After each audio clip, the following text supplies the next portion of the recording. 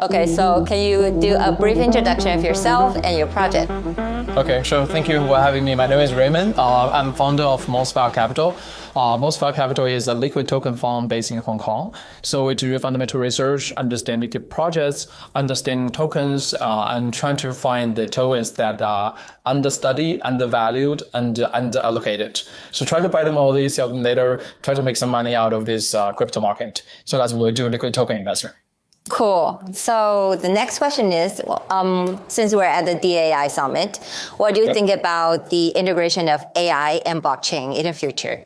Yeah, I think we are still at a very, very early stage of the integration between AI and the blockchain technology. We have seen the launch of GPT, I guess the mass adoption back in the late 2022-ish. That's kind of the, is the beginning of this whole new generation of AI technology. This new generation is very interesting because it's the first time in history that the technology is advanced enough to create human beings. So think about this, right? So crypto is a technology that replace or recreate government. It's recreating government in many different ways. The way money is printed and the way money is distributed. So crypto is recreating the government while AI is recreating human beings. So nowadays we're using GPT as what? As assistant, right? As extension of your brain, of your labor force. So effectively, you are creating many mini versions of, say, for example, I'm creating many mini Raymonds to work for me. These are just mini agents, right? But going forward, as the AI technology evolve over time, we will be seeing more mini Raymonds, and they'll be independent. They can, they can do shopping, they can buy tickets, they can just go to places for me, and then they will interact with another agent, right? So my agent will interact with Zach, and Zach's agent will be yelling at my Raymond's agent, and then know that, right?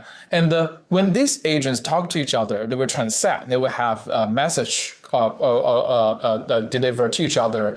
And all these things can be very, very powerful when they are recorded on blockchain.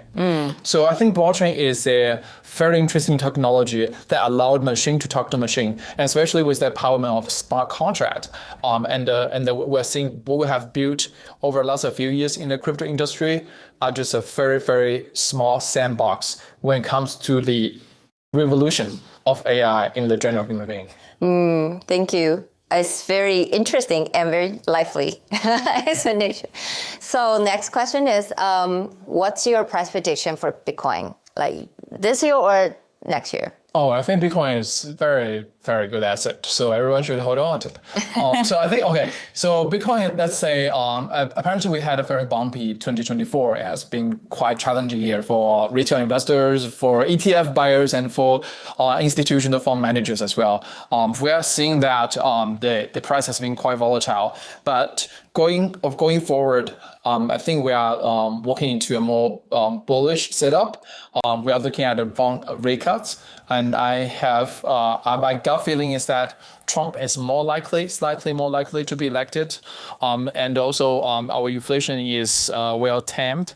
So employment situation is okay as well. So equities may pick up.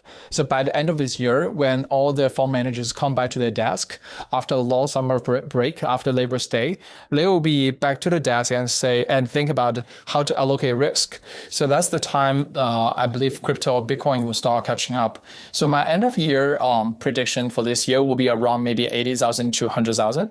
So that's something I have in mind for the end of this year, assuming all the data points are still valid.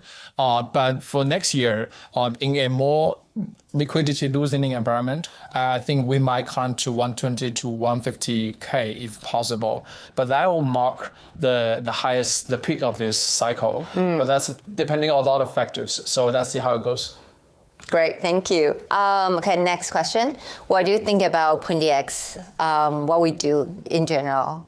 Yeah, I think PointyX is actually very, very interesting project. I think we are entering into a world that is more chaotic and that's more volatile. So sometimes I've seen that PointyX has very strong presence in Turkey. And that's actually very inspiring, because why do people in Turkey need crypto? Why do people in Turkey need like stablecoin payments, remittance, and here and there? Why do they need that? It's exactly because the local government, the Turkish government, is actually not functioning properly when it comes to creating currency and maintaining the stability of the currency. So the government itself is actually destabilizing the economy, aka destabilizing the country, and we are seeing more countries actually doing that. So in 2024, there are actually more than 40 countries actually holding their largest election in the last 4 to 5 years, and there's a huge wave of replacing the incumbent. So effectively, people are voting no to the previous government. Why? Because most of the government have had huge issue of a crisis with COVID, with money printing, with currency stability. So we're entering into this universe with all this chaos in place. So what do we do exactly? So it's actually a lifeboat for people who are struggling in these countries that want to preserve the wealth. They want to have access to better, yield enhancement assets. Try to keep their monthly check in a currency that is reasonable for them to buy bread. So I think these are just very humble ask. But in many parts of the world, these people wouldn't be able to do that without PandaX. So I think that's where PandaX is actually delivering a very different set of value to the world. Great. Thank you so much. Yeah.